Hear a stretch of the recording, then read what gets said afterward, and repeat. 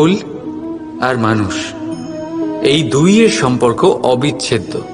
যেমন ডানা আর পক্ষী, যেমন ধারা আর নদী। যদি ভুল মানুষের স্বভাবের এক গুরুত্বপূর্ণ অংশ হয়, তাহলে ভাবুন, এতে লজ্জা কিসের? এতে লজ্জিত হওয়ার কিছু নেই। সেইভাবে দেখতে গেলে ভুল আমাদের নিজেকে আরো উন্নত করার সুযোগ দেয়, নিজেকে আরো ভালো প্রদর্শন করার প্রেরণা দেয়।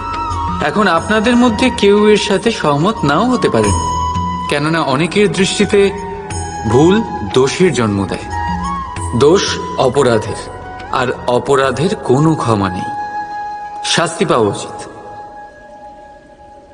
কিন্তু আপনি কি কখনো ভেবেছেন এরকম কেন হয়? এর কি কারণ? এর কারণ হলো ভুল স্বীকার করাকে এড়িয়ে যাওয়া। যদি আপনি কোনো ভুল করে স্বীকার না করেন, তবে সেই ভুল দোষে পরিণত হয়, আর দোষ অপরাধে।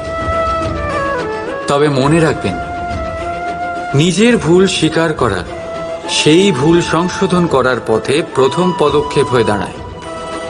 আর সর্বদা মনে রাখবেন, অপরাধ হলো সেটাই সময় মতো নিজের ভুল স্বীকার না করা। রাধা রাধা।